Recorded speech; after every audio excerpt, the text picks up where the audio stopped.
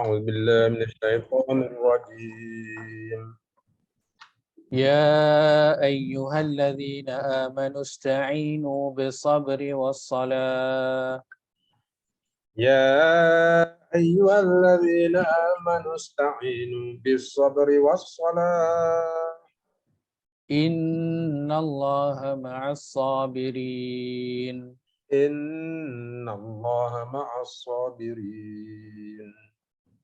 Terjemahan, Wahai sekalian orang-orang yang beriman, mintalah pertolongan untuk menghadapi susah payah dalam menyempurnakan sesuatu perintah Tuhan dengan bersabar dan dengan mengerjakan sembahyang, kerana sesungguhnya Allah menyertai, yakni menolong orang-orang yang sabar.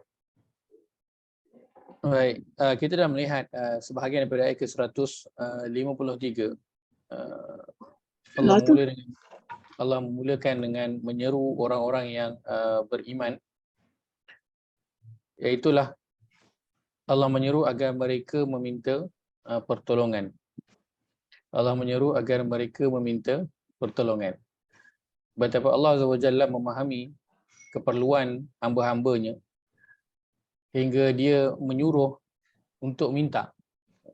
Apabila Allah meringankan seorang hamba itu untuk meminta, maka ketahuilah Allah nak memberikan banyak kebaikan kepada dia. Kerana tidaklah Allah suruh minta kecuali Allah akan apa?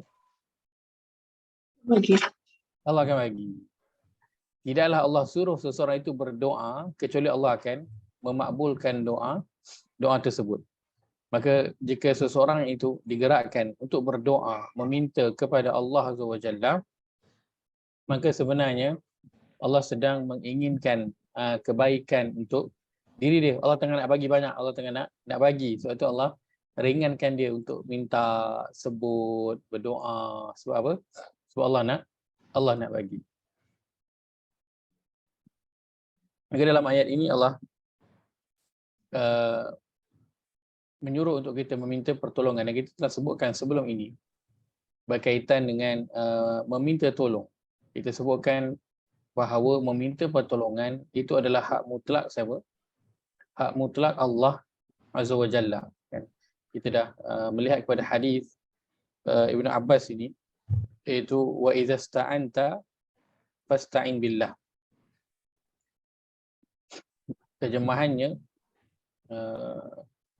jika engkau meminta sesuatu, jika engkau memohon pertolongan, maka mohonlah darinya. Mohon pertolongan. Kerana ista'anta ini maksud dia minta tolong. Sa'alta ni maksud dia minta. Bahasa kita soal. Dan bahasa Arab menyoal tu adalah, sa'alta tu maksudnya bertanya. Tapi lebih digunakan untuk meminta. Permintaan secara umum. Maka meminta pertolongan itu adalah hak mutlak Allah Azza wa Jalla, sebagaimana kita telah sebutkan pada sesi yang lepas. Kita ambil hadis yang saya sebutkan pada minggu lepas, tetapi saya tak bawakan teks hadis tersebut. Kan saya bimbang kita jadi keliru ataupun tersalah faham berkaitan dengan hadis tersebut. Saya bawakan hadis ini.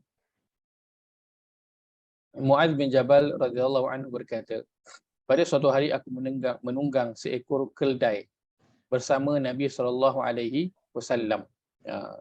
Yang ke atas ni tadi, Nabi naik dengan siapa? Ibnu Abbas membonceng di belakang Nabi. Tak disebut naik apalah. Naik kuda ke, naik unta ke, tak disebut. Yang di sini Mu'adz bin Jabal pula. Dia membonceng, menunggang bersama dengan Nabi. Kali ni naik keldai. Dia Nabi selalu betapa baginda rapat dengan sahabat dia. Naik, kalau kita lah naik motor sekali. Naik motor sekali. Kadang kita dengan ada setengah kawan kita, nak tumpang naik kereta sekali pun kita macam, kan, nanti nak sembang apa kan. Tapi rapatnya Nabi dengan para sahabat, boleh naik motor sekali. Naik motor. Bahkan hadis yang di atas ini, Ibnu Abbas, yang Ibnu Abbas membonceng Nabi ni, waktu tu Ibnu Abbas masih lagi kecil, kan. Nabi panggil ya gulam, wahai anak muda. Wahai anak muda. Kan? Maka Nabi dengan sahabat dari pelbagai lapisan umur, baginda rapat. Baginda meluangkan masa. Baginda memberi perhatian. Itu sebab ada kajian yang melihat bagaimana Nabi sallallahu alaihi wasallam ini memberi perhatian kepada setiap orang yang berada di sekeliling baginda sallallahu alaihi wasallam. Tak kira orang tu orang muda ataupun orang tua. Orang tu kaya ataupun orang tu miskin. Orang tu dah lama masuk Islam ataupun orang tu baru je masuk Islam. Orang tu duduk bandar ataupun dia adalah orang kampung. Orang tu dia normal ataupun dia yang tak berapa normal, yang bermasalah ataupun yang macam apa, tak berapa betul sangat, yang macam gila sikit kan. Dia tak mendapat perhatian Nabi SAW kan. Dalam sebuah hadis Anas bin Malik rahimahullah, Anas bin Malik ni dia rapat dengan Nabi sebab apa? Dia adalah siapa Anas bin Malik? Dia dengan Nabi siapa? Anas bin Malik rahimahullah. Siapa dengan nama Anas bin Malik? Dia adalah siapa? 5, 4, 3, 2, 1. Pembantu yang Allah dia bagi kat Rasulullah. Dia adalah khadim, pembantu Nabi SAW. Daripada dia kecil kan, selama 10 tahun dia kata, aku menjadi khadam Nabi SAW, tapi Nabi tak pernah pun tinggi suara kat aku. 10 tahun. Lama tu. Satu hari Anas bin Malik kata, Nabi SAW datang rumah dia dan Nabi tengok adik tiri Anas bin Malik. Adik tiri dia nama Abu Umair. Nabi panggil dia dipanggil Abu Umair. Nabi tengok dia sedih. Datang rumah Anas bin Malik, Nabi tengok dia tengah, waktu tu dia budak kecil lah. Abu Umair tu budak kecil. Budak yang baru beberapa tahun. Tengah sedih. Lalu Nabi SAW bertanya kepada Anas bin Malik, wahai Anas bin Malik, kenapa Abu Umair tu aku tengok dia sedih? Kan? Nabi SAW seorang Nabi. Banyak lagi benda yang Nabi nak fikir. Tetapi Nabi beri perhatian kepada anak kecil yang sedang bersedih. Nabi tanya dia, kenapa kau sedih? Dia kata, Anas bin Malik kata, mata nugurahu ya Rasulullah. Burung dia mati. Dia ada bela burung dia mati. Maka Nabi pun pergi jumpa dia. Wahai Abu Umair, ma fa'alan ghair. Wahai Abu Umair, apa khabar? Burung. Tu Nabi bersembang-sembang dengan dia. Nak apa? Nak mengurangkan rasa kesedihan dia. Jadi anak budak kecil mendapat perhatian Nabi SAW. Baik, maka dalam hadis ini Muaz bin Jabal berkata, pada suatu hari aku mendengar seekor kedai bersama Nabi SAW. Lalu bagi dia bertanya, ya Muaz, atadari ma haqqullahi 'alal ibad wa ma haqqul ibadi 'ala Allah? Qultu Allahu wa rasuluhu a'lam. Qala haqqullahi 'alal ibadi ay ya'buduhu wa la yusyriku bihi syai'a. Wa haqqul ibadi 'ala Allahi alla yu'adziba man la yusyriku bihi syai'a. Qultu ya Rasulullah, afala ubashshirun nas? Qala la tubashshirhum fayattakilu. Nabi SAW bertanya kepada Muaz, wahai Muaz, tahukah engkau apa hak Allah yang wajib ditunaikan oleh para hamba dan apa hak para hamba yang akan ditunaikan oleh Allah? Muaz menjawab, Allah dan Rasulnya lebih mengetahui. Allahu wa rasuluhu a'lam. Ini biasa tak dengar ucapan Allah wa rasuluhu a'lam? Ya, kalau biasa kita mendengar hadis Nabi, maka ini antara ucapan yang biasa kita akan dengar. Allah dan Rasul lebih tahu. Allah dan Rasulnya lebih tahu. Oh. Begitu adab para sahabat dengan Nabi SAW.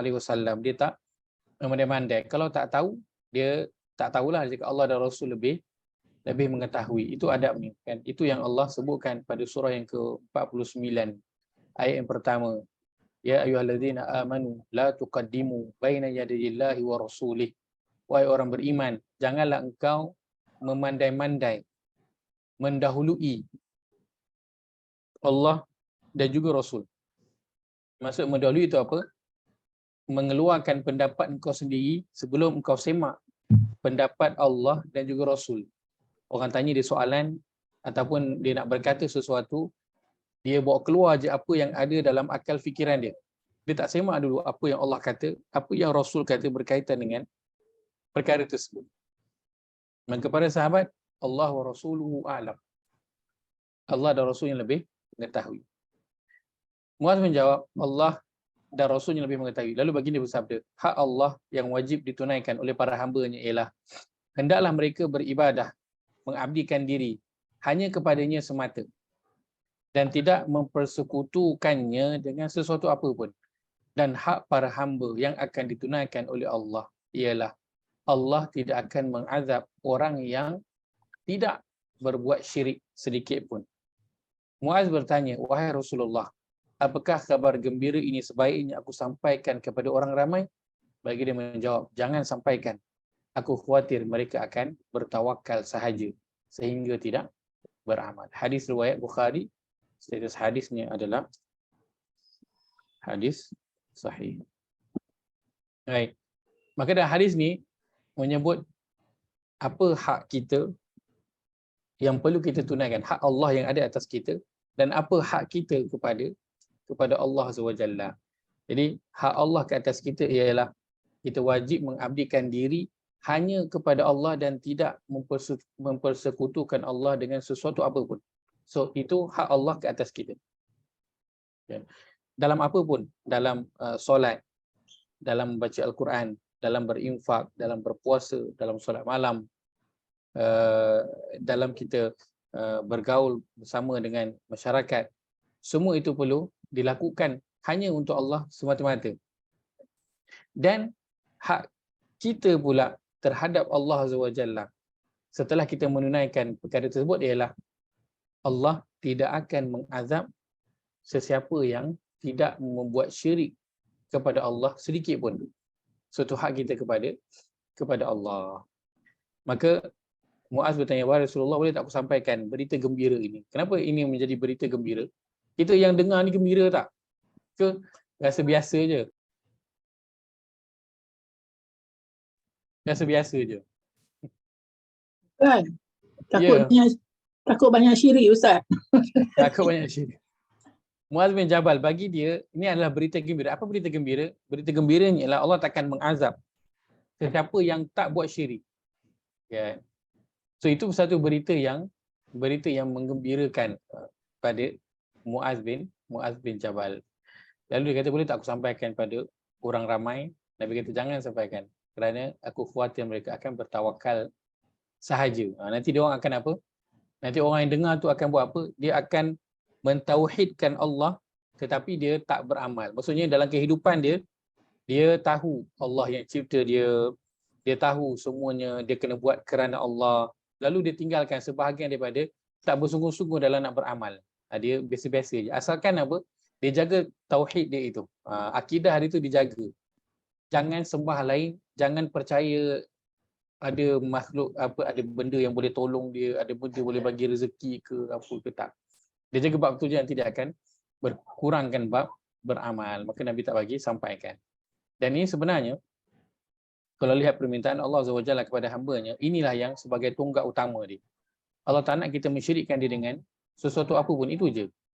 Dan sebab itu Allah sebutkan dalam Al-Quran, semua Nabi dan Rasul yang diutus membawa perkara yang sama. Walaqad ba'atsna fi kulli ummatin rasulan an i'budullah wajtanibut taghut. Dan demi sesungguhnya. Sebelum tu Ustaz, tak mau kan?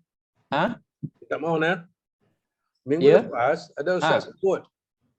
Ada Ustaz sebut syirik ini ada 3 jenis. Kan?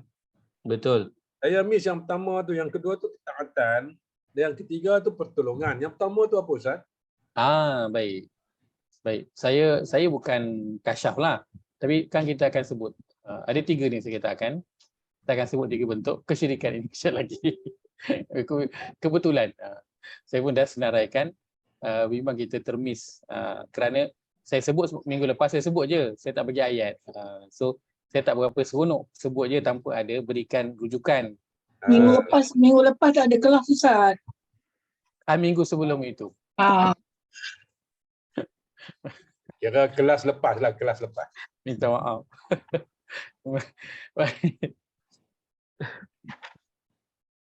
Maka dan demi sesungguhnya kami telah mengutuskan pada setiap umat itu utusan. Tujuannya apa? Membawa perkara yang sama, itu mengabdikan diri hanya kepada Allah dan menjauhi taghut, itulah segala sesuatu yang diabdikan diri selain daripada Allah Azza wa Jalla. Baik. Setelah kita mengetahui bahawa kita tengah bincang tentang apa? Kita telah setengah bincang tentang meminta pertolongan. Sebab Allah suruh kita ista'inu. Allah suruh kita minta tolong. Allah suruh kita minta tolong.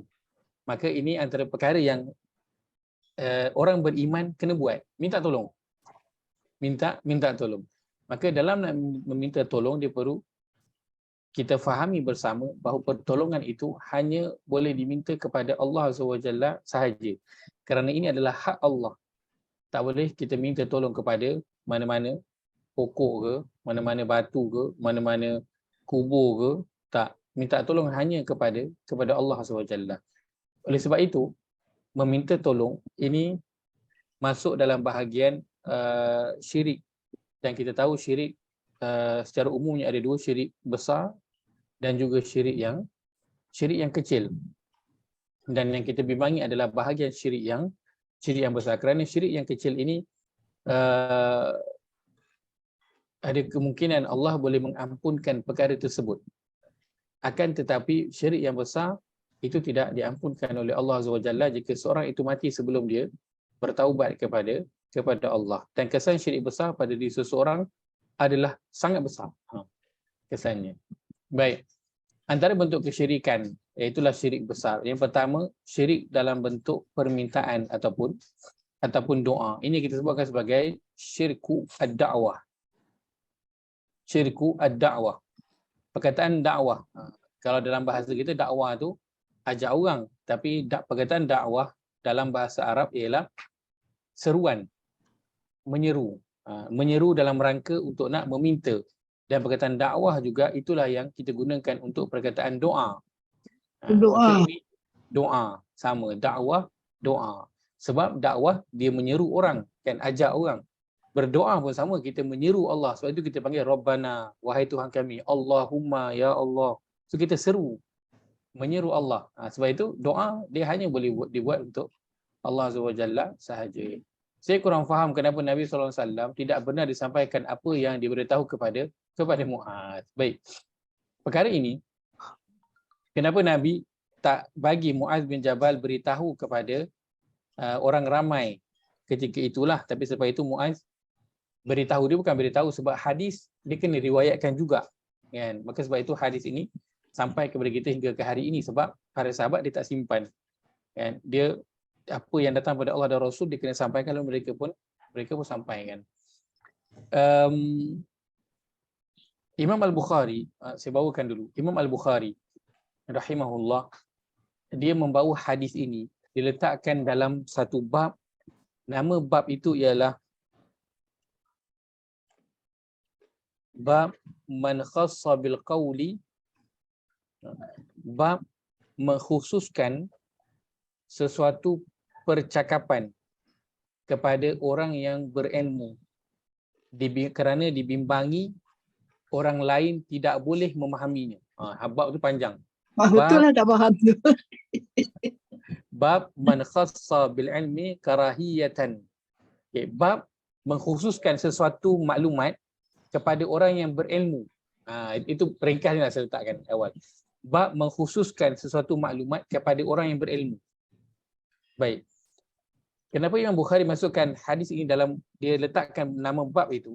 Kerana ada hadis ataupun ada perkara yang perlu disampaikan kepada orang yang berilmu ataupun orang yang boleh boleh digest maklumat tersebut. Kerana kalau disampaikan kepada orang yang tidak ada ilmu ataupun tak berkemampuan nak digest sesuatu maklumat itu, maka akan terjadi kesalahfahaman pada maklumat tersebut.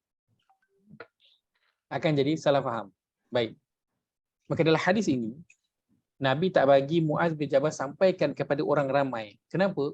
Kerana Nabi bimbang kalau orang dengar, orang nanti tak nak beramal dah. Dia hanya nak apa? Dia hanya menjaga akidah dia sahaja. Maksudnya, dia akan bila ditanya siapa Tuhan kau? Tuhan aku adalah Allah. Siapa yang mencipta engkau? Allah. Siapa yang kau patut abdikan diri? Allah. So dia akan dari sudut akidah dia dan keesaan tauhid itu, dia akan mentauhidkan Allah. Kan? Yang dibimbangi ialah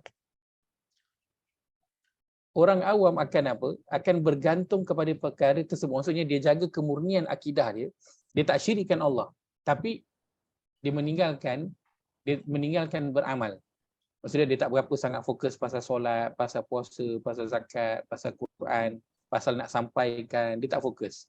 Yang dia fokus adalah jaga dia punya akidah tu agar jangan terpesong. Agar jangan terpesong. Dia sama seperti golongan yang kita sebutkan sebagai golongan Murji'ah. Yang mereka golongan Qadariyah. Yang mereka ini hanya bergantung kepada qada dan juga qadar.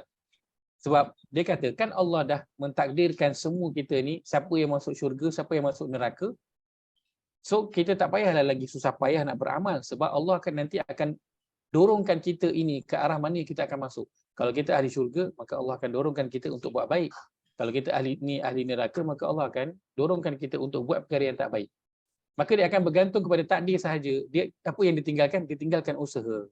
Betul ke kefahaman begitu? Betul tak? Betul ke tak betul? Ke kita pun betul juga. Betul ke tak betul? Kefahaman golongan Qadariyah ialah kan kita ada iman kepada qada dan juga qadar. Iaitu kita beriman bahawa apa yang terjadi dalam kehidupan kita ini telah ditentukan oleh Allah SWT. Maka golongan Qadariyah kan mereka menyerahkan takdir semua kepada Allah. Serah kepada takdir. So dia buat apa? Dia tak berusaha. Sebab dia kata kalau aku solat pun, aku baca Quran pun, kalau Allah dah kata aku ni ahli neraka, maka aku akan masuk neraka juga. Kan sebab dalam hadis kan Nabi kata ada seorang yang dia membuat amalan ahli syurga di sepanjang kehidupan dia. Kemudian di penghujung-hujung usia dia, Allah jadikan dia membuat amalan ahli neraka, lalu dia mati atas amalan tersebut dan dia masukkan dalam neraka. Ada orang yang dia di sepanjang kehidupan dia, dia buat amalan ahli neraka, tapi di penghujung usia dia, Allah tukarkan dia buat amalan ahli syurga, lalu Allah matikan dia atas perkara tersebut dan dia dimasukkan ke dalam syurga. Maka bila dia kata semuanya Allah dah tentukan, so buat apa kita nak solat lagi? Kan semua dah ditakdirkan. Tempat kita ni nanti kan Allah dah takdirkan kita masuk syurga ke masuk neraka. Betul tak? So buat apa lagi nak beramal? Maka inilah antara sebab kan Nabi sebutkan, ada Imam Bukhari meletakkan bab kadang sesuatu ilmu itu disampaikan kepada orang yang boleh hadam maklumat tersebut. Orang yang boleh hadam. Maka begitu juga dengan hadis ini. Kalau disampaikan kepada orang awam, maka mereka akan tinggalkan untuk beramal dan mereka akan fokus menjaga akidah mereka sahaja. Maksudnya kalau dia minta tolong, dia akan minta tolong dekat Allah. Nak berdoa, akan berdoa kepada Allah. Mereka tak akan mensyirikkan Allah pada i'tiqad, keyakinan mereka. Yang bagi mereka kenyang, dia yakin Allah yang bagi kenyang. Dia duduk rumah je, tak keluar, tak pergi kerja, tak usah buat apa. Dia yakin Allah yang bagi rezeki. Maka dia akan tinggalkan apa? Beramal. Dia jaga dia punya akidah supaya dia tak syirik sahaja. Itu yang sebab Nabi kata jangan sampaikan kerana aku khawatir mereka akan bertawakal sahaja. Tawakal. Ustaz, tapi ayat sebelum tu ada Allah kata dah yang para hambanya nak beribadah hanya kepadanya. Kan? Ayat Betul. Sebelum tu dah tegaskan. Betul. Betul. Dalam hadis tersebut hak manusia ke atas Allah adalah mereka mengabdikan diri hanya kepada Allah. Kita terjemahkan ibadah. Abdun ini terjemahannya mengabdikan diri. So bila kita terjemahkan guna ibadah, kita tahulah kan beribadah. Tetapi dalam bahasa Arab perkataannya adalah ayya'buduhu. Bahawa mereka mengabdikan diri kepada Allah. Maka pengabdian diri kepada Allah kan ada dalam pelbagai bentuk. Ada dalam ibadah yang khusus, ada dalam ibadah yang umum. And itu sebab orang yang dah sampai ke makam yang tertentu dikatakan Dia dah tak payah buat ibadah khusus, dia dah tak payah solat, dia solat dengan hati. Maka dia tinggalkanlah beramal itu, dia bertawakal kepada Allah kerana dia yakin Allah tahu dia sedang beribadah, dia sedang mengabdikan diri kepada Allah, lalu dia pun tak solat. Dia tinggalkanlah solat itu, dia dah sampai kepada makam yang tertentu. Maka dia tinggalkan amalan dan dia bertawakal kepada Allah Azza wa Jalla sahaja. Maka dia memurnikan akidah dia kepada Allah dan kemudian dia bertawakal agar Allah masukkan dia ke dalam syurga. Wallahu alam, jawab soalan ke? Saya harap menjawab soalan. Kalau kurang jelas boleh bertanya. Baik. Bila Nabi sebutkan di sini, hak manusia ke atas Allah ialah Allah tidak akan mengazab orang yang tidak berbuat syirik. Maksudnya Allah tak mengazab orang yang tak buat syirik. Difahami bahawa Allah akan azab siapa? Allah akan azab orang yang apa? Orang yang buat syirik. Orang yang syirik lah. Orang yang tak buat syirik Allah azab tak? Tak. Orang yang tak buat syirik Allah takkan azab. Maka bila orang ramai mendengar ini, maka apa yang dia akan buat? Mungkin dia akan terus je solat, dia akan terus berpuasa, akan terus baca Quran. Tapi dalam masa yang sama, dia tetap juga buat benda yang tak baik tu. Asalkan jangan syirik dia. Dia pun bolehlah menonton perkara yang tak baik, kan? Mengambil duit orang, mencuri duit orang, syirik tak? Tak syirik. So, tak syirik kena azab tak? Tak kena azab. Minum arak haram tapi syirik tak? Tak syirik. Jadi kalau tak syirik kena azab tak? Tak kena azab. Tak kena azab. Iyalah. Kalau difahami sebab tu Nabi kata jangan sampaikan kerana khawatir orang akan bertawakal. Kerana dalam hadis tersebut hak para hamba yang akan ditunaikan oleh Allah ialah Allah tidak akan mengazab orang yang tak syirik. Maksudnya Allah hanya akan mengazab orang yang syirik. Orang yang tak syirik Allah tak azab. Oh, maknanya kesalahan lain pun Allah tak azab lah maksudnya. Kesalahan Allah tak azab. Sebab itu kalau orang yang tak boleh digest, tak boleh hadam maklumat, dia akan fikir, oh, mana yang lain, kesalahan yang lain Allah tak azab. Yang Allah azab kalau dia buat syirik je. So dia pun buatlah. Curi dia orang. Faham. Tak syirik. Kan? Minum arak tak syirik, berzina tak syirik. Kan? Tak solat pun tak syirik. Tak puasa pun tak syirik. Betul tak? Maka Allah tak mengazab semua itu. Sebab tu kita jangan sampaikan khawatir apa? Mereka akan bertawakal je. Sebab apa? Allah kata Allah tak akan mengazab siapa yang tidak berbuat syirik. Sebab itu kita jangan sampaikan. Bimbang nanti orang awam fikirannya itu berbeza. Ada yang mencari peluang apa? Mencari peluang nak buat ibadah yang paling ringan sekali kan. Macam orang-orang munafik. Sentiasa dia nak mencari peluang. Kena wajib berperang apabila diseru. Kan tapi orang yang tua, orang yang kanak-kanak, wanita tak wajib pergi berperang. Ada siapa yang ada hal yang lain, sakit ke apa benda ke, maka dia juga tak wajib berperang. Maka orang munafik dia suka cari loophole ni, tang mana yang dia boleh minta excuse untuk lari. Kan, maka perkara-perkara begini akan digunakanlah untuk orang-orang yang memang dia dah malas dah nak beramal, ataupun dia malas, dia susah nak menahan dirinya daripada buat perkara yang tidak baik. Harapnya jelas? Jelas Ustaz, very jelas. Alhamdulillah. Alhamdulillah. Baik. Maka sebab itu Nabi kata jangan sampaikan. Khawatir orang akan bertawakal sahaja kan, hingga dia tak beramal dah, dia tak kisah nak beristighfar, nak mohon ampun ke, dia tak kisah. Sebab dia kata Allah tak azab dah. Allah hanya akan azab orang yang melakukan syirik kepada Allah SWT sahaja. Baik. Antara bentuk kesyirikan yang pertama adalah syirik dalam bentuk permintaan ataupun disebutkan sebagai doa. Kita lihat pada surah yang ke-10. Hari itu ada Ustaz sebut yang pertama tu syirik ketaatan kan? Betul. Ini bentuk-bentuk dia lah. Bentuk syirik ketaatan, syirik dalam berdoa. Yang satu kita dapat tu, yang Haji Ayah pun tak dapat kot. Saya dapat yang 2-3. Yang saya tak dapat ni permintaan. Oh, saya yang 3 tak dapat. Yang ketiga pertolongan. halaman 220, muka surat 220. Surah Yunus, surah yang ke-10, ayat yang ke-106. Ya Allah berfirman, A'udzu billahi minasyaitonir rajim. A'udzu billahi minasyaitonir rajim.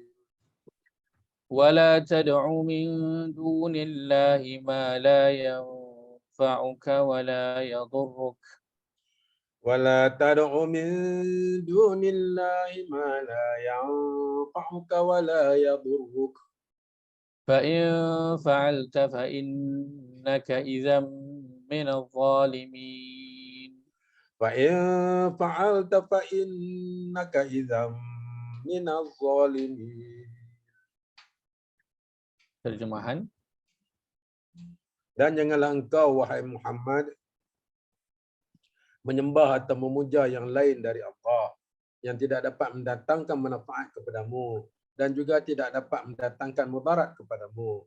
Oleh itu, sekiranya engkau mengerjakan yang demikian, maka pada saat itu menjadilah engkau dari orang-orang yang berlaku zalim terhadap diri sendiri dengan perbuatan syirik itu. Apakah perbuatan syirik yang dilakukan dalam ayat ini? Tad'u min dunillah. Dia menyembah, dia memuja. Perkataannya tad'u, berdoa, dia meminta, dia menyeru selain daripada Allah. Doa dekat berhala, doa dekat pokok, doa dekat batu, doa dekat kubur. Berdoa kepada sesuatu yang selain daripada Allah yang tak dapat mendatangkan manfaat dan juga tidak dapat mendatangkan kemudaratan. Tak ada. Dalam hadis Nabi SAW bersabda, Rasulullah SAW bersabda, Man mata wa huwa yad'u min dunillahi niddan dakhala an-nar. Sesiapa yang mati dalam keadaan meminta kepada selain Allah sebagai sekutu kepada Allah, dia akan memasuki neraka. Hadis riwayat Bukhari. Hadis, status hadisnya sahih. Okey, ini bentuk salah satu bentuk kesyirikan yang besar, iaitulah syirik dalam berdoa ataupun meminta. Dan ini yang kita nak beri perhatian bersama-sama, kerana dalam kehidupan kita banyak meminta, banyak minta. Sebab banyaknya kekurangan dan banyaknya keperluan dan juga kehendak kita, maka kita banyak meminta. Sebab itu kena berhati-hati dalam nak meminta.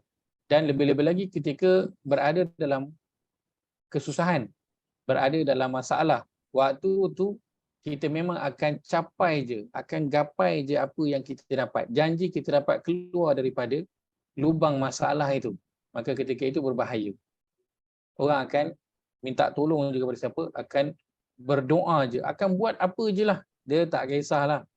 Kan? Seperti saya pernah kongsikan sebelum ini, dan betapa kalau nak pergi berubat tu, orang kalau dah sakit nak pergi berubat sebab dia nak sangat sembuh, maka boleh Tok Bomo tu suruh buat apa pun dia mesti akan buat, betul tak? Kan? Dia bagilah nama dia ustaz apa pun, kalau suruh buat apa pun akan buat. Kalau dia suruh pergi mandi dekat laut tengah-tengah malam, akan pergi. Kan? Ada yang meminta meminta bulu ketiak, minta bulu kemaluan, kan, untuk digunakan untuk berubat. Kita bagi tak? Akan bagi. Sebab apa? Terdesak sangat. Nak keluar daripada masalah, tengah sakit ke, tengah bisnes tengah down ke, kan, nak minta tolong sangat, nak keluar daripada masalah. Waktu tu orang akan buat apa sahaja. Dan ketika itu kena sangat berhati-hati. Itu Allah kata, kalau minta tolong kepada Allah, kerana Allah tahu kita ni banyak masalah, banyak ujian, banyak musibah. Jadi bila ada masalah ni, orang selalunya sanggup buat apa sahaja, asalkan nak keluar daripada masalah tu. Hatta nak menggadai agama pun orang sanggup, menggadai bangsa orang sanggup, kan, nak khianat kepada negara, khianat kepada jawatan, khianat kepada syarikat, orang akan sanggup kalau berada dalam keadaan yang terdesak sangat nak keluar daripada kesulitan yang sedang dia hadapi. Betul, tekankan wahai orang beriman, ista'inu, minta tolong kepada Allah, dan Allah sebutkan cara-caranya bersabri wassalah. Dan ini sebab itu Allah letakkan ini dalam bentuk kesyirikan yang besar. Kerana nak berdoa, meminta itu hanya boleh dilakukan kepada Allah SWT sahaja. Sebab itu berhati-hati kan untuk kita berdoa meminta selain daripada Allah, biarpun orang cakap apalah kan. Kerana sekarang ini telah mula tersebar, orang dah mula nak berdoa kepada benda-benda yang dikatakan ada keramat kan, daripada masyarakat kita dulu kepada keris kan, ada kepada pokok, kepada tiang seri kan, hatta kepada kuburan, kubur-kubur. Itu dah menjadi satu perkara yang biasa dalam masyarakat kita dan perlu berhati-hati dengan perkara tersebut. Sebaiknya tinggalkanlah perkara-perkara yang adanya khilaf pada perkara tersebut, dan berdoa kepada selain daripada Allah itu tidak ada khilaf kan. Memang tak boleh berdoa, boleh hanya berdoa minta kepada Allah SWT, biarpun orang cakap apa pun, kerana doa itu hanya adalah hak Allah dan hanya boleh dilakukan kepada Allah SWT sahaja. Yang kedua, syirik dalam ketaatan. Syirik dalam ketaatan. Kita lihat pada surah yang ke-9 ayat ke-31.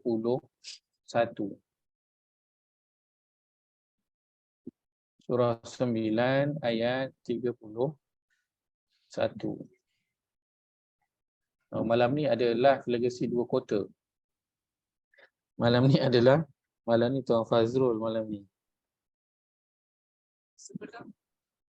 Baik.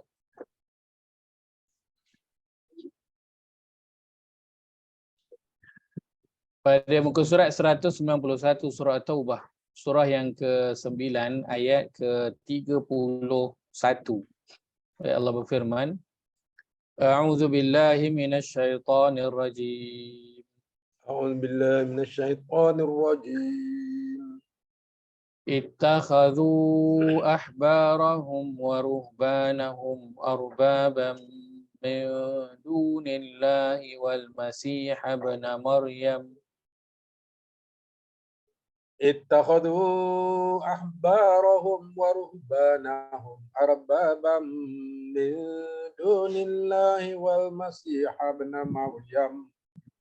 Wa ma umiru illa liya'budu ilahan wahida. Wa ma umiru illa liya'budu ilahan wahida. La ilaha illa huwa subhanahu amma yushrikun. La ilaha illa huwa subhanahu amma yushrikun.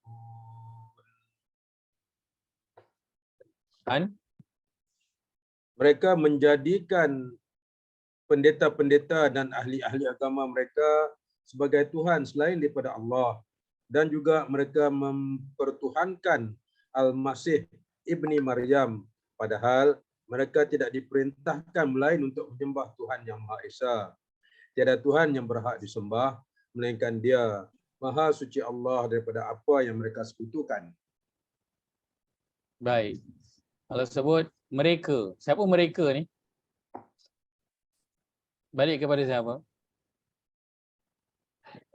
Siapa yang mengambil pendeta-pendetanya sebagai Tuhan selain Allah?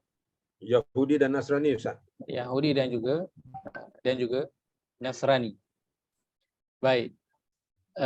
Mereka menjadikan pendeta-pendeta dan ahli-ahli agama mereka sebagai arbaban. Terjemahan letakkan pendidik-pendidik. Ini terjemahannya lah. Tapi teks Arabnya tulis apa?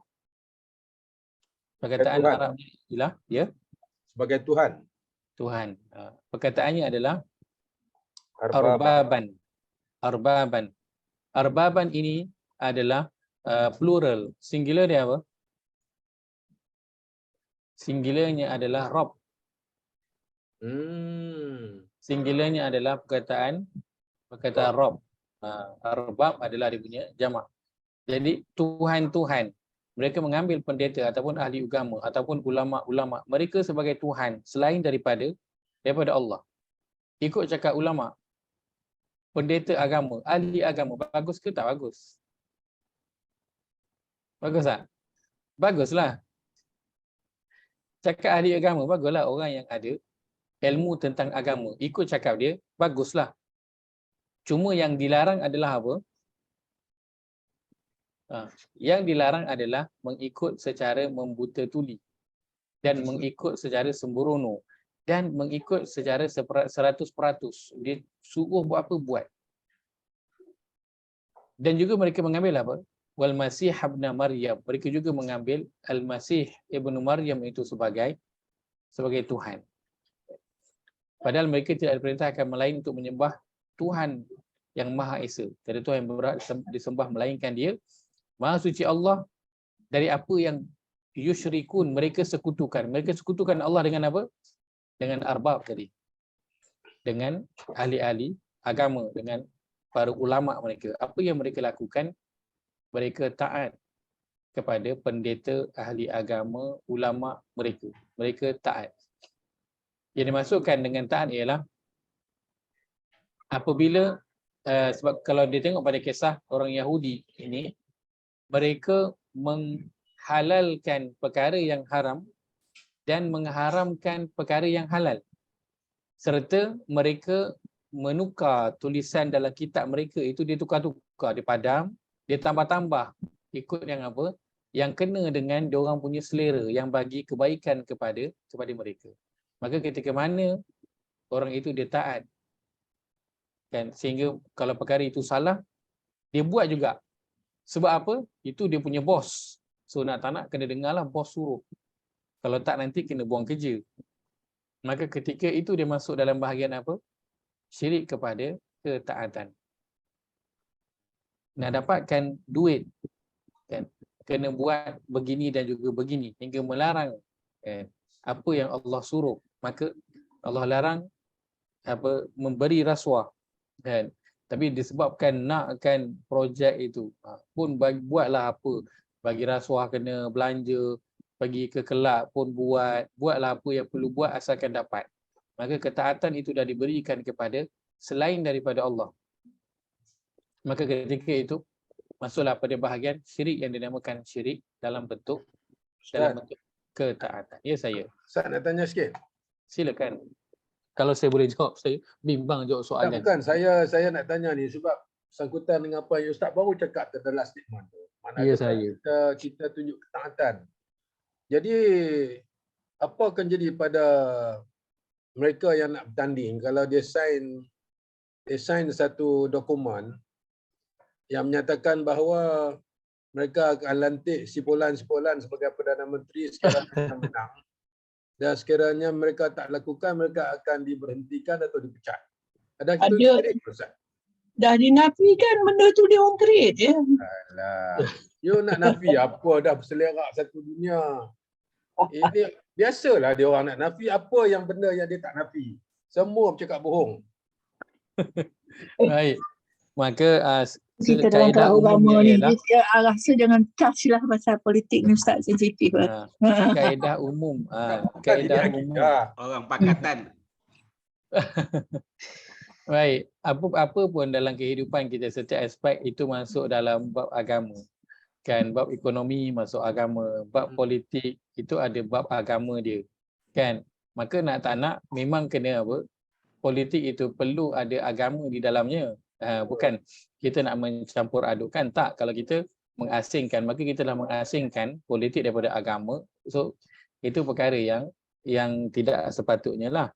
Kan? Cuma sekarang sensitif sikit lah bila bincangkan politik, orang tak pandang dia, kena bincang dari sudut agama. Kan? Baik, sebab itu kita berikan kaedah umumnya. Kaedah umumnya sebab ialah, kita tak tahu sahih ke tidak, Ustaz. Benda-benda sekarang fitnah terlampau banyak. So kita ignore je apa yang dia orang buat. Politik dia makin kotor, bukannya makin bersih. Betul. Namanya pun politik kan. Memang permainan yang Masya Allah. Baik, maka sebab itu kita bagi kepada kaedah umum. Kerana agama memberikan kaedah umum untuk kita apply kepada keadaan diri kita masing-masing. Ahli politik dia apply kaedah ini, ahli ekonomi dia apply. Seorang ibu, seorang ayah, seorang suami, seorang anak dia apply kaedah itu, konsep itu mengikut kepada kedudukan masing-masing. Betul. Konsepnya ialah apabila suatu ketaatan itu diberikan kepada selain daripada Allah. Maksudnya Allah suruh A, tetapi dia diberi arahan untuk buat B, sedangkan dia tahu B itu salah, tak boleh buat kerana dilarang oleh Allah. Tapi jika dia buat dengan alasan terpaksa, kan, banyak orang gunalah alasan sebab mencari sesuatu rezeki, kan, itu je yang dia mampu buat sebab nak menjaga pelbagai perkara lah, kan. Dia tahu itu salah tapi dia buat, maka ketaatan dia telah berikan kepada selain daripada Allah, kerana dia tahu perkara itu salah, perkara itu haram untuk dibuat, tapi dia buat juga kerana sebab-sebab yang pelbagai lah. Maka ketika itu dia telah memberikan ketaatan dia kepada selain daripada Allah. So itu perkara umumnya yang kita apply pada diri kita masing-masing. Orang yang berniaga, kan, dia tahu nak berniaga memang keuntungan agama tak tetapkan, boleh nak untung berapa persen pun, nak untung sampai 1000% pun boleh, tak ada masalah. Tetapi yang agama melarang apa? Agama larang tipu dalam jual beli. Dia tahu tipu dalam jual beli tak boleh, tapi dia buat kerana apa? Kerana nak taat kepada hawa nafsu dia yang nakkan kaya cepat, nak untung banyak, kan. Maka ketika itu dia telah apa? Mensyirikkan Allah dengan hawa nafsu dia. Dan betapa ramai orang yang dia taat kepada hawa nafsunya hingga dia mengenepikan Allah Azza wa Jalla, dan itu perkara yang kita semua hadapi dalam kehidupan kita, dan itulah asas kepada berlakunya apa yang berlaku dalam kehidupan kita. Itu dia. Kerana orang taat kepada hawa nafsu lebih daripada dia taat kepada Allah. Baik. Yang kedua, syirik dalam ketaatan. Yang ketiga ialah syirik dalam kecintaan. Kita lihat pada surah yang kedua, surah Al-Baqarah ayat 165.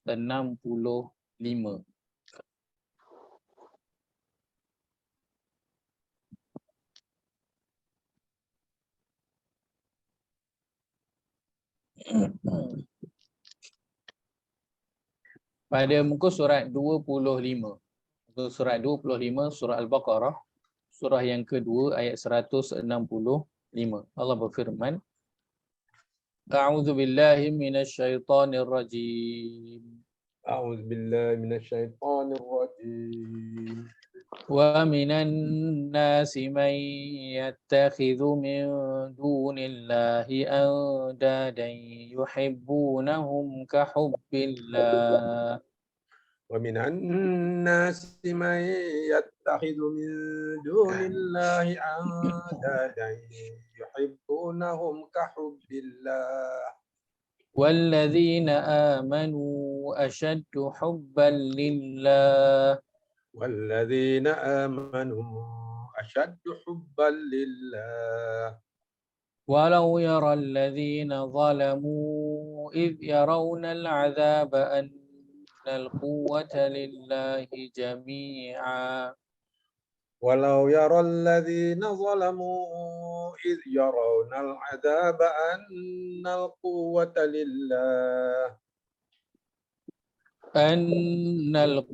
لله جميعا وأن الله شديد العذاب أن القوة لله جميعا وأن الله شديد العذاب.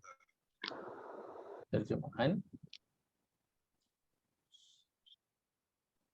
Walaupun demikian, ada juga di antara manusia yang mengambil selain dari Allah untuk menjadi sekutu-sekutu Allah. Mereka mencintainya, memuja dan mentaatinya sebagaimana mereka mencintai Allah. Sedang orang-orang yang beriman itu lebih cinta taat kepada Allah. Dan kalaulah orang-orang yang melakukan kezaliman, yakni syirik itu, mengetahui ketika mereka melihat azab pada hari akhirat kelak, bahawa sesungguhnya kekuatan dan kekuasaan itu semuanya tertentu bagi Allah, dan bahawa sesungguhnya Allah maha berat azab siksanya, nescaya mereka tidak melakukan kezaliman itu. Baik. Dalam ayat ini Allah tak sebut pun menyintai selain daripada Allah itu syirik. Allah tak kata pun itu adalah perkara yang syirik. Allah sebut kat mana? Kan ayat Al-Quran dia tak sebut direct kan, dia kena tengok, kena perhati betul-betul. Allah sebut ini, dan sebagai manusia ada yang dia mengambil selain daripada Allah itu sebagai sekutu-sekutu dengan mereka menyintai, iaitu memuja dan mentaati sebagaimana mereka menyintai Allah. Sedangkan orang yang beriman, kecintaan mereka itu sangat dahsyat, asyaddu, sangat dahsyat kepada Allah. Kemudian Allah kata, dan kalaulah orang-orang yang melakukan kezaliman, iaitu syirik itu, tiba-tiba apa kezaliman yang dia buat? Apakah kezaliman yang dia buat? Siapakah orang-orang itu? Allazina, orang-orang itu balik kepada siapa? Orang-orang yang zalim ni balik kepada siapa? Balik kepada sebahagian manusia. Yang dia buat apa? Yuhibbunahum. Mereka cinta kepada perkara yang lain sama macam mereka cinta kepada Allah. Dan kalau orang-orang yang melakukan kezaliman itu siapa? Iaitu manusia yang dicinta selain daripada Allah. Maka dari situ kita tahu kezaliman yang dimasukkan adalah apa?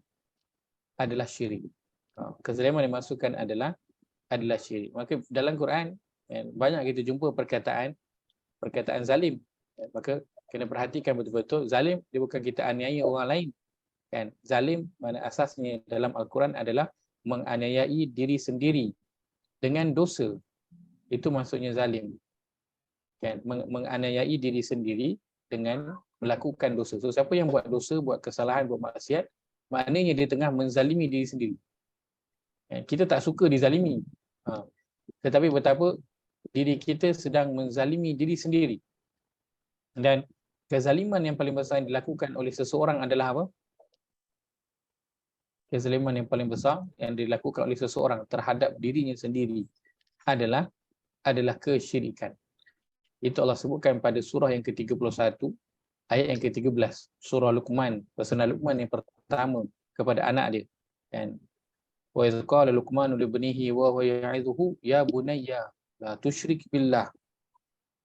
Dan ingatlah tak kala Luqman memberikan peringatan yang sangat tegas, yang sangat penting kepada anak dia. Dia berkata apa? Wahai anakku, janganlah kau syirik kepada Allah. Inna syirka la zulmun azim. Kerana kesyirikan itu adalah satu bentuk kezaliman yang paling besar. So, bentuk kezaliman seseorang yang paling besar kepada diri dia adalah dia syirik kepada Allah.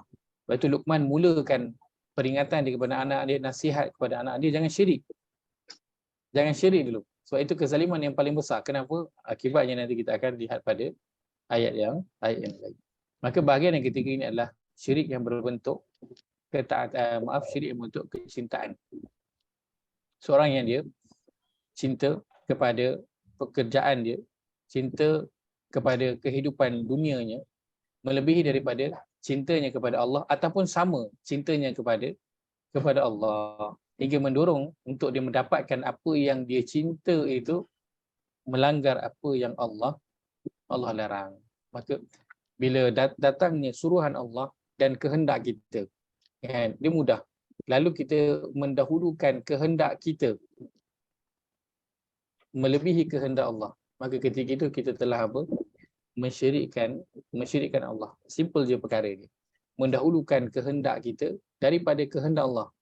Maka ketika itulah kita telah mensyirikkan Allah, menyekutukan Allah dengan sesuatu yang lain.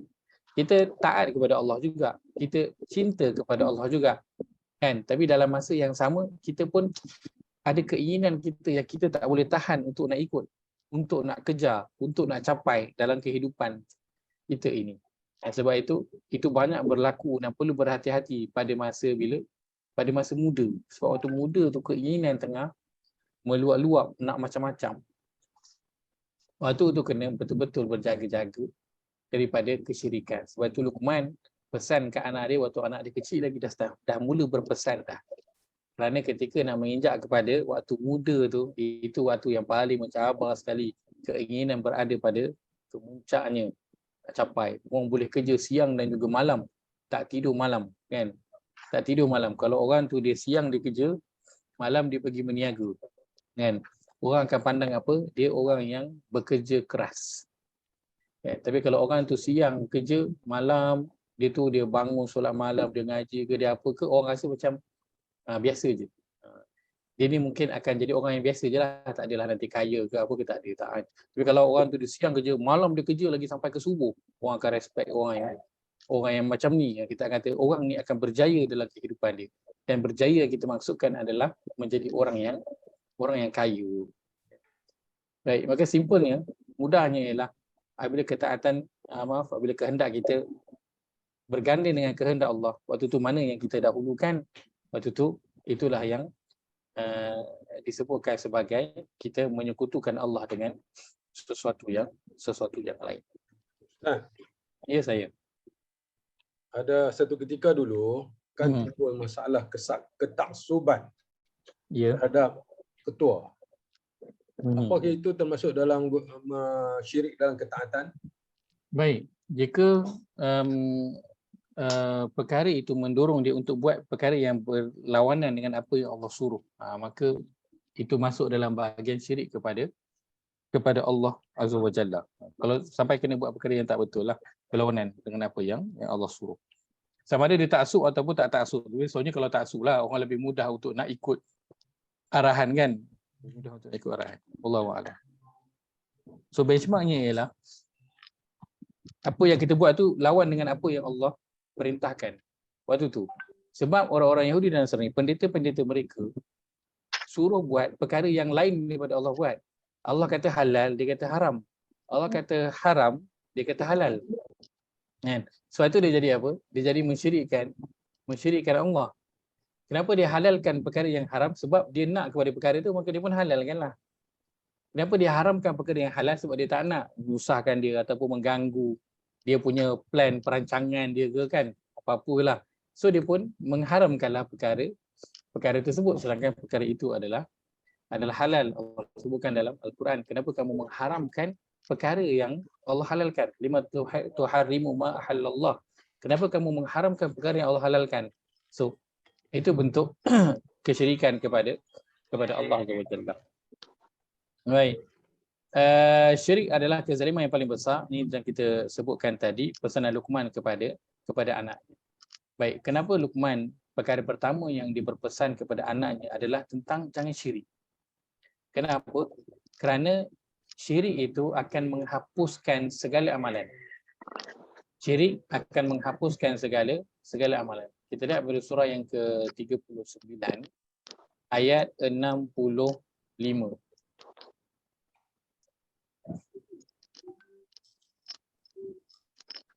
Pada muka surat 465.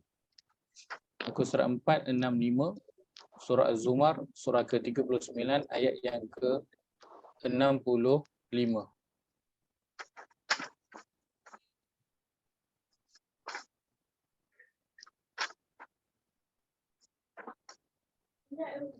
Allah berfirman, A'udzu billahi minasyaitonir rajim. A'udzu billahi minasyaitonir rajim.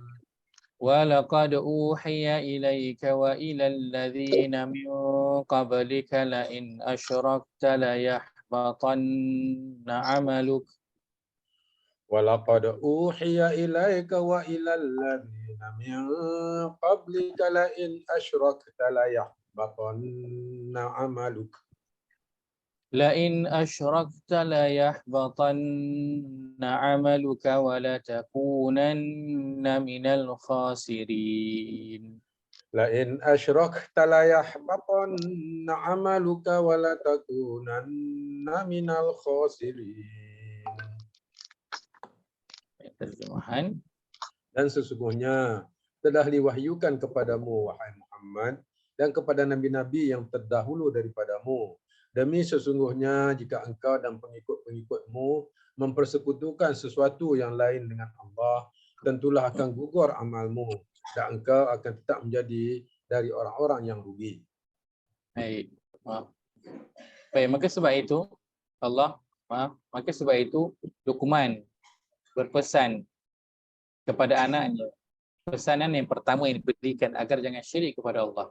Kerana kalau syirik, selesai, habis semua amal-amalnya yang telah dilakukan itu akan digugurkan. Maksudnya akan dihilangkan, akan dipadam, tidak dikira oleh Allah SWT. Dengan dia melakukan satu perkara saja, itu disyirik kepada kepada Allah. Lepas tu Luqman first kali pesan tu dulu. So kalau itu tak settle, pesanan di yang bawah yang lain tu semua tak akan memberi makna kepada anak dia. Buat baik kepada ibu bapa dia, jangan sombong dan sebagainya. Itu tak akan memberi apa-apa makna pun kepada anak dia kalau yang pertama itu tak selesai, iaitu syirik. Kerana syirik ini bahayanya ialah dia itu menghapuskan amal-amal yang telah dilakukan, dan betapa meruginya orang yang dihapuskan amalannya itu kerana dia bersusah payah buat amal, tapi akhirnya dihapuskan oleh Allah SWT kerana melakukan syirik. Dosa syirik tidak akan diampunkan oleh Allah SWT kecuali bertaubat. Kita lihat pada surah yang keempat, surah An-Nisa ayat yang ke-116. Pada muka surat 97. Muka surat 97 surah An-Nisa, surah yang keempat, surah ayat ke-116.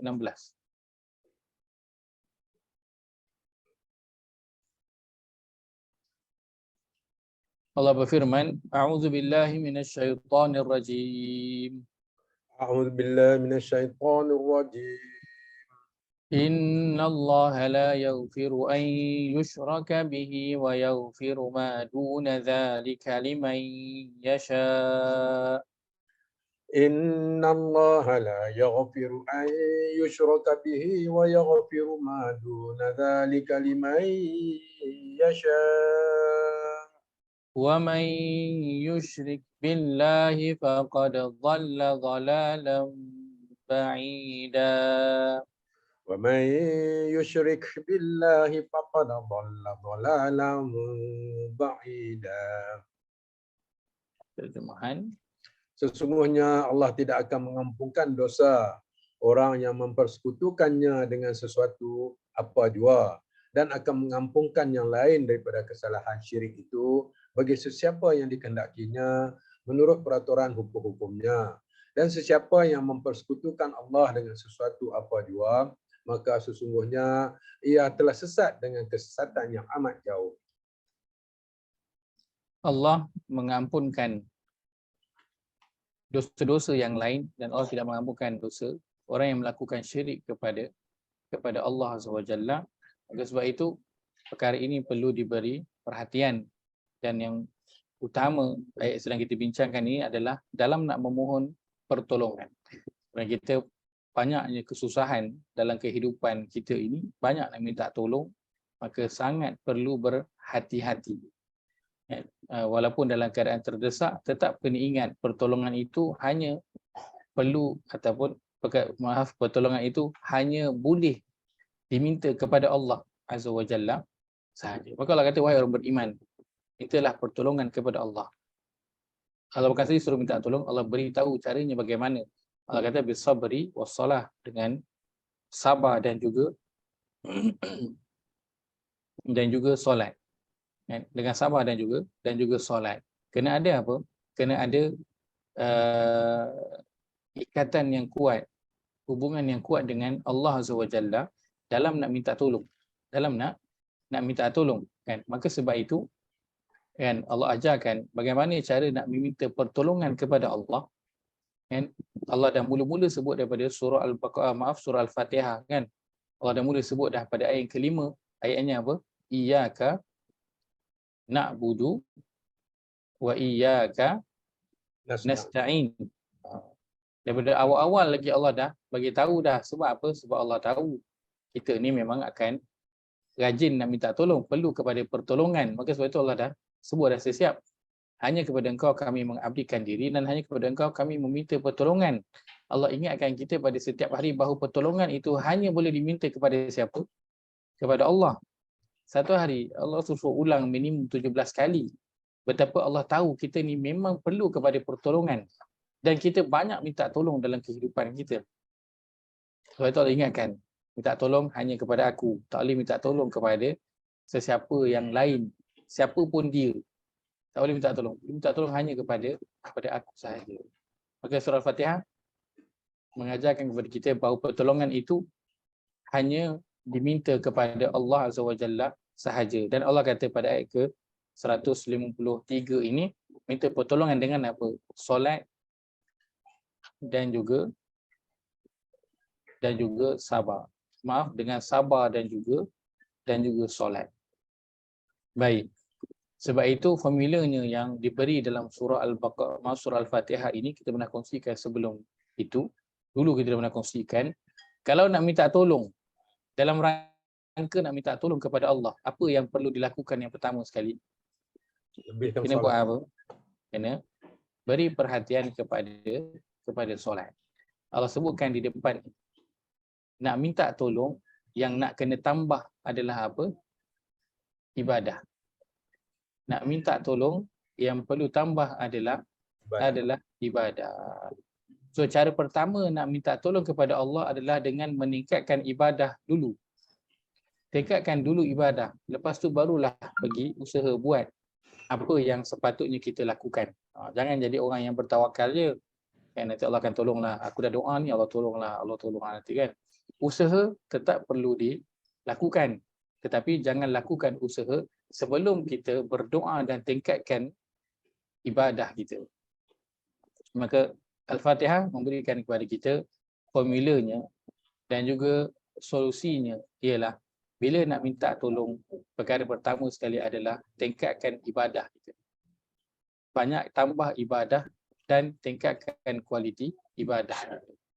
Dan itu yang kalau kita melihat kepada kisah Nabi Ayub alaihissalam kan. Nabi Ayub alaihissalam. Siapa yang tak tahu kisah dia? Semua kita tahu kan? Kisah Nabi Ayub.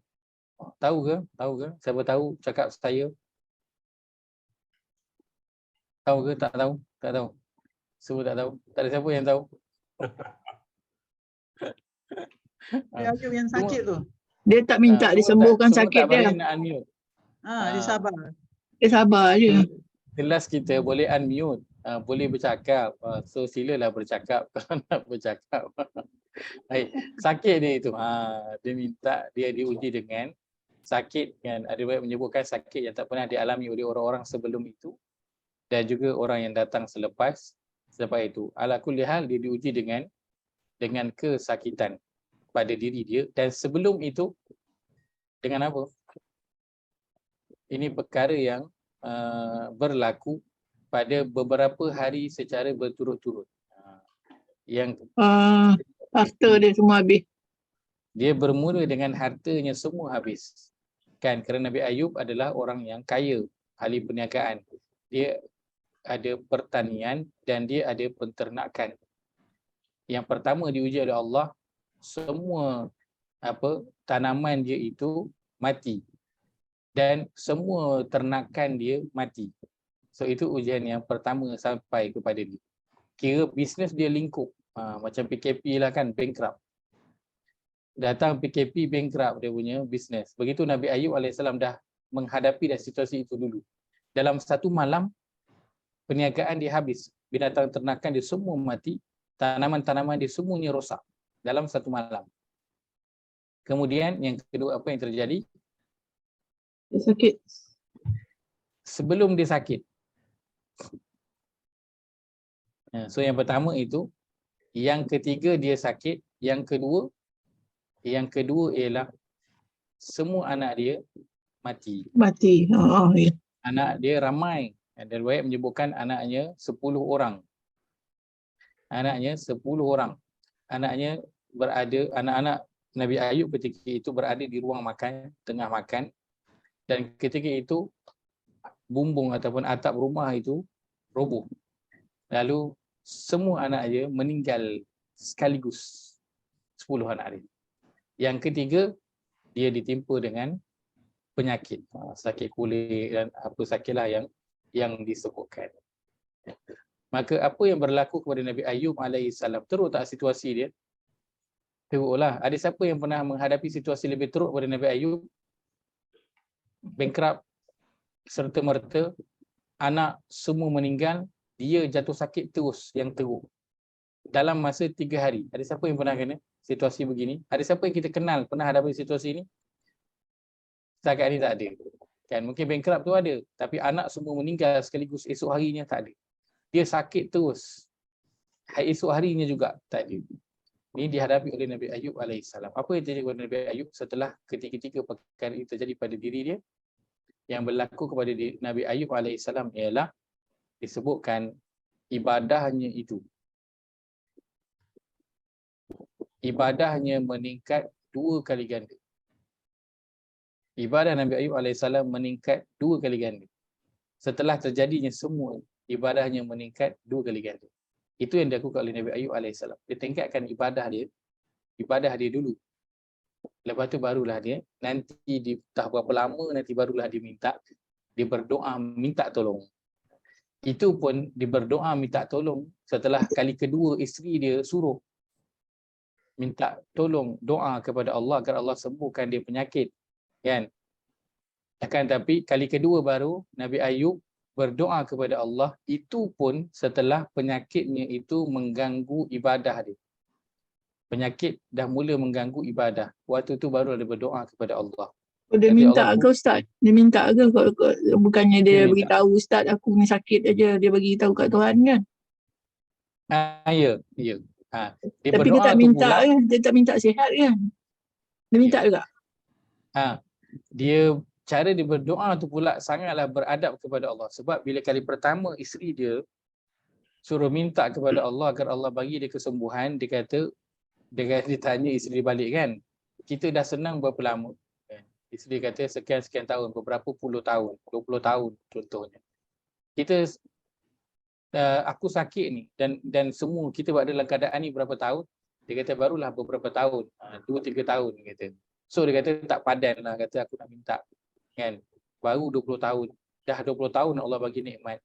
Baru katakan 5 tahun Allah uji. So tak padan. Aku ada lagi gap 15 tahun nikmat. So takkan tak boleh sabar sikit kan. Lepas tu kali pertama dia tak minta. Dia cakap macam tu dekat isteri dia. Kali kedua barulah dia berdoa, dan doanya pula itu bukanlah doa kepada ya Allah sembuhkanlah aku. Dia doanya lebih kurang macam mengadu je. Dia kata ya Allah anni masan yadurru wa anta arhamur rahim. Dia kata ya Rabb, wahai Tuhanku, sesungguhnya aku ini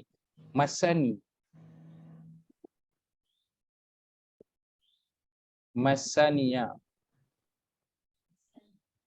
ad-dur. Baik, apa makna perkataan ni akulah. Massa. Apa maksud massa? Maksud massa ialah menyentuh. Maksud massa ialah menyentuh. Kita ada sentuh, kita ada apa? Pegang. Apa bila sentuh dengan pegang? Pegang dia lebih kuatlah macam tu, lebih menyeluruh. Sentuh macam tu ya. Baik, sentuh dan pegang. Kalau katakan dia sudut sakit, mana lebih sakit? Sentuh ke pegang? Pegang lah. Lebih sakit daripada sentuh. Sentuh sikit ya. Nabi Ayub kata ke Allah, ya Allah, sesungguhnya aku disentuh dengan mudarat.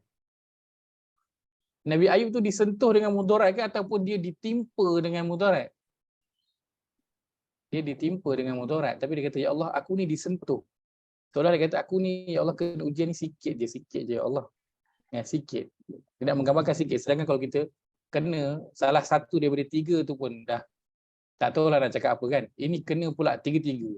Tapi Nabi Ayub beradabnya dengan Allah. Dia kata, ya Allah, aku ni disentuh oleh sedikit kemudaratan. Dan engkau lah Tuhan yang maha mengasihani daripada sekalian yang mengasihani. Dia macam mengadu, dia tak berdoa. Kemudian Allah kata, fastajabna. Lalu kami pun memustajabkanlah doa dia tersebut dengan penuh adab itu. Setelah daripada itu, apa yang terjadi?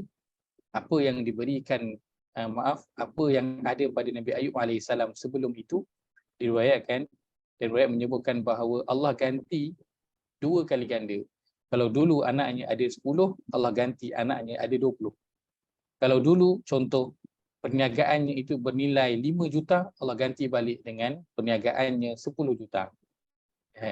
Kekuatannya, kehandsomannya Allah tambah 2 kali ganda.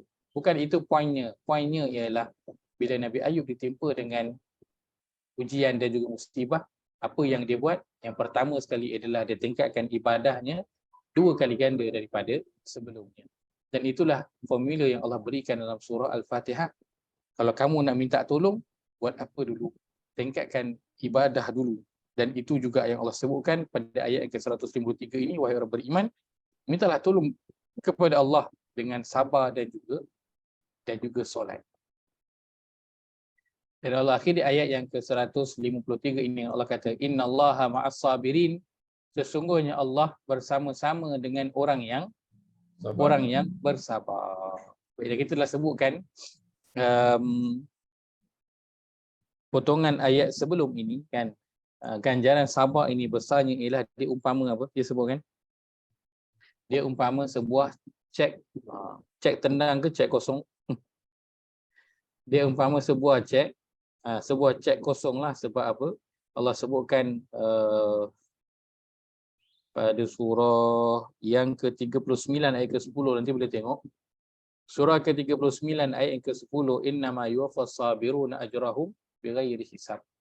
Sesungguhnya Allah memberi ganjaran kepada orang yang bersabar dengan ganjaran yang tidak terhitung. Sebanyak-banyaknya, berapa banyak nak pun minta lah. Nak 10 syurga pun boleh minta. Itu ganjaran Allah berikan kepada orang-orang yang bersabar. Dan Allah sebutkan juga dalam ayat lain, innallaha ma'as sabirin, sesungguhnya Allah bersama-sama dengan orang yang bersabar. Maka orang yang ditimpakan dengan ujian dan juga musibah, maka sebenarnya dia berpeluang untuk bersama-sama dengan Allah jika dia bersabar dengan keadaan tersebut. Baik, kita tutup perbincangan kita malam ini dengan sebuah hadis Nabi SAW.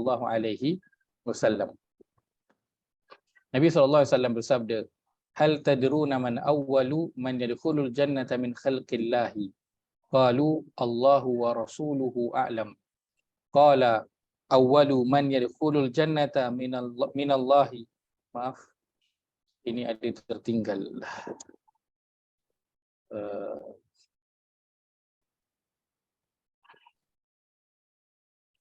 Min khalqillahi.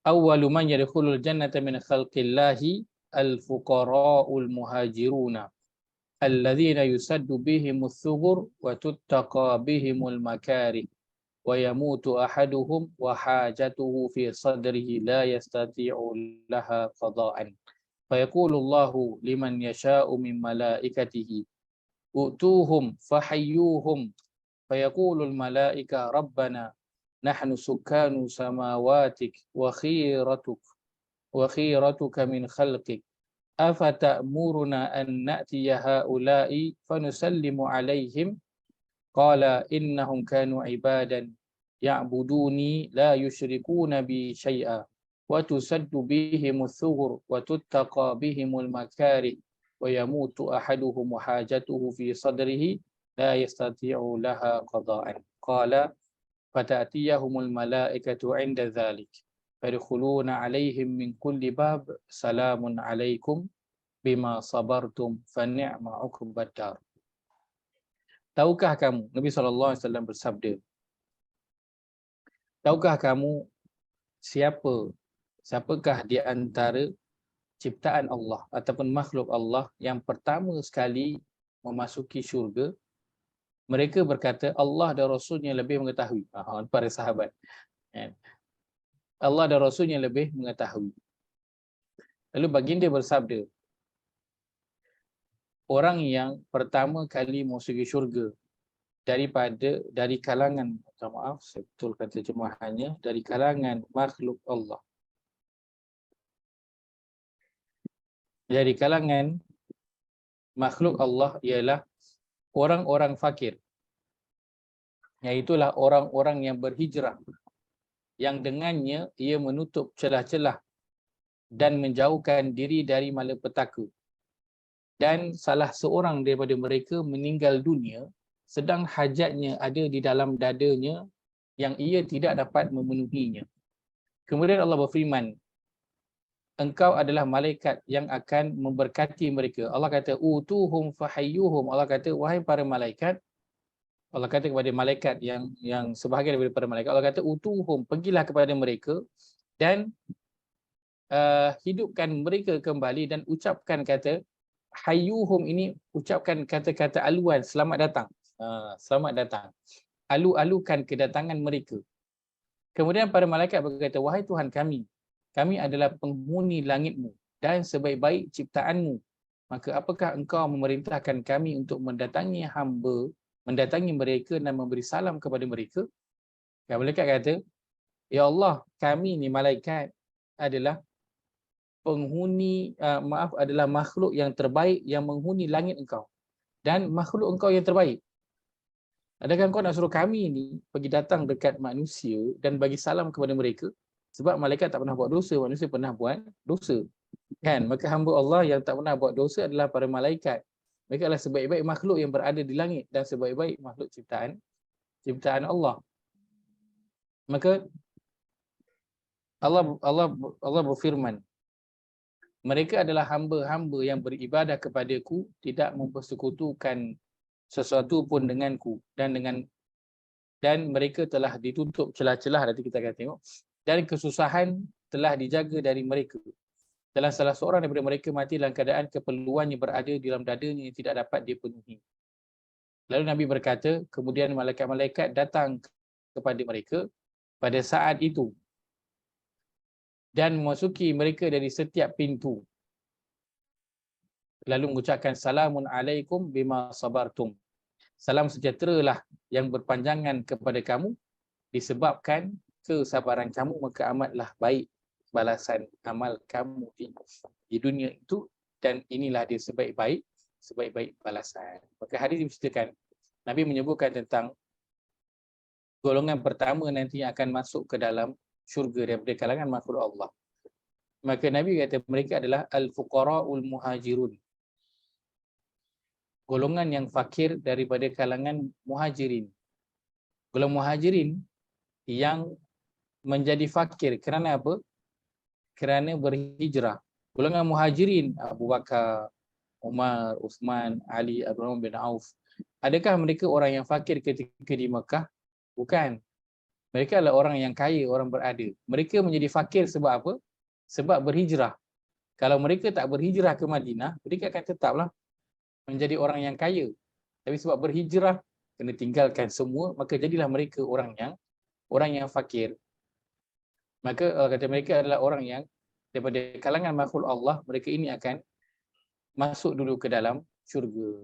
Dan Allah sebut kenapa, dan saya nak highlightkan tentang perkara ini. Wa yamutu ahaduhum wa hajatuhu fi sadrihi la yastati'u laha qada'an. Mereka ini adalah orang yang sangat susah. Nak pergi ke sana, mereka berada di antara apa? Di antara orang Islam dan juga orang kafir. Kalau stay dekat Mekah, memang kenalah dengan Quraisy di Mekah. Nak pergi ke satu tempat yang baru, mereka nak pergi ke Taif, tidak diterima. Nak pergi ke Madinah, kan, satu tempat yang baru, belum tahu mereka itu akan terima. Kan, tapi telah orang-orang Ansar telah nak menerima kaum muhajirin.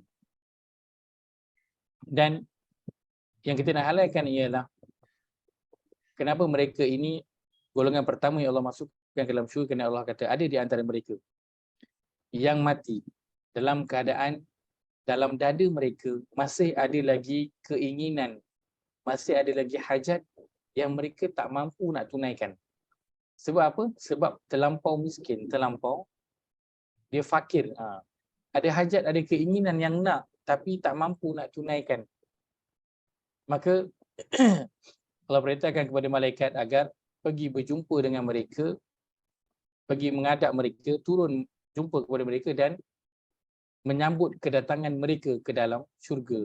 Malaikat membantah, akan tapi Allah ceritakan apa yang mereka lakukan. Mereka ya'buduni la yusyrikuna bi syai'a. Mereka mengabdikan diri kepada aku dan tak mensyirikkan aku dengan sesuatu apapun, dan mereka mati dalam keadaan masih lagi ada hajat dalam diri mereka yang tak tertunai sebab fakir. Kenapa Allah kaitkan antara dua perkara ini?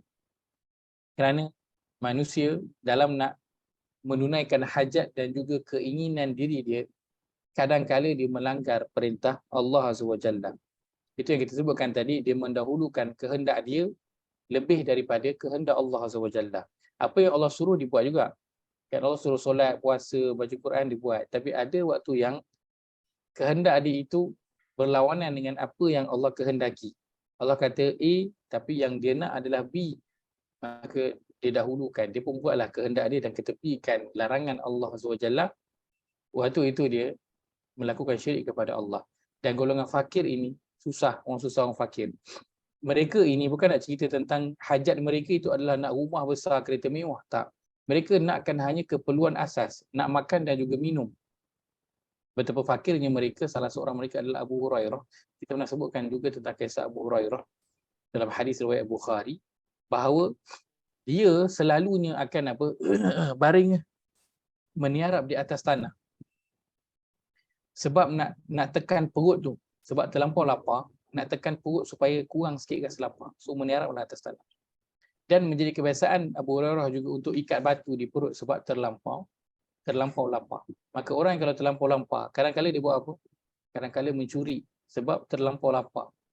Terlampau susah sampai mencuri. Sampai sanggup buat je apa pun kerja. Janji dapat duit lah.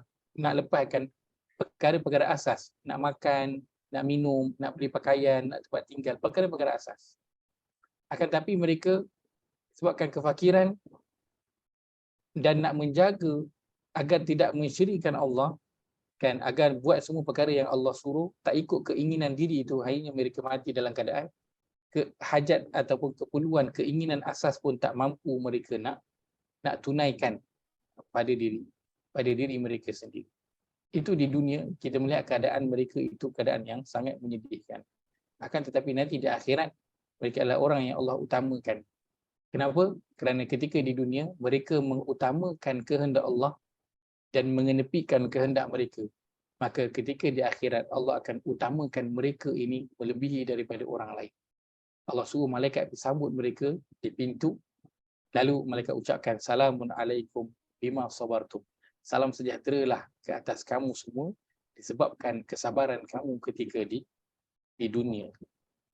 Okay, ini antara perkara yang berkaitan dengan sabar. Mudah-mudahan kita bersabar dengan apa pun situasi yang Allah letakkan kita dalam kehidupan ini, kerana banyaknya situasi yang kita tak berapa nak, suka tak kena dengan diri kita. Susah untuk nak cuba taat kepada Allah SWT. Nak jadi orang baik, dia bukannya senang. Dia susah, perlu kepada paksaan, akan melalui banyak cabaran. Tapi bersabarlah. Itulah nasihat yang boleh diberikan. Mudah-mudahan nanti kita adalah dari kalangan orang-orang yang mendengar ucapan Salamun alaikum bima sabartum. Salam sejahteralah kepada kamu atas kesabaran kamu ketika di dunia. Kita dahulukan kehendak Allah. Ketika di dunia ini kita ketepikan kehendak kita, nanti di akhirat Allah akan dahulukan kita lebih daripada orang lain. Wallahu ta'ala alam. Saya berkongsikan pada malam ini, moga ada manfaat yang dapat diambil. Saya mohon maaf jika ada tersalah kata, terkasar bahasa. Qul hadza wa astaghfirullah al-azim li wa lakum. Allahumma ja'al hadza jama'ana jam'an marhuma wa tafarruqana min ba'dihi tafarruqan ma'suma. Allahumma inna na'udzubika min ilmin la yanfa' wa min qalbin la yakhsha' wa min nafsin la tashba' wa min da'watin la yustajabu laha. Rabbana ighfir lana wa li ikhwanina alladhina sabaquna bil iman wa la taj'al fi qulubina ghillan lil ladzina amanu rabbana innaka ra'ufur rahim. Rabbana atina fid dunya hasanah wa fil akhirati hasanah wa qina adzabannar. Wa sallallahu ala nabiyyina Muhammad wa ala alihi wa sahbihi ajma'in.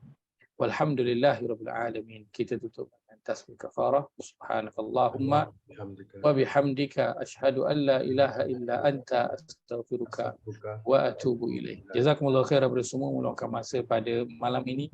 Moga Allah nilai kepada amal yang saleh, insya-Allah. Terima kasih.